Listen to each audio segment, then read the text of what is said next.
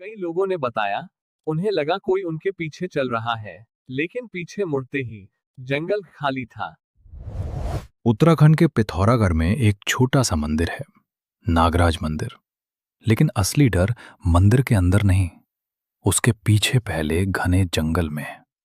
स्थानीय लोग कहते हैं कि इस जंगल में रात के समय एक सफेद वस्त्रों में लिपटा साधु सा साया दिखाई देता है।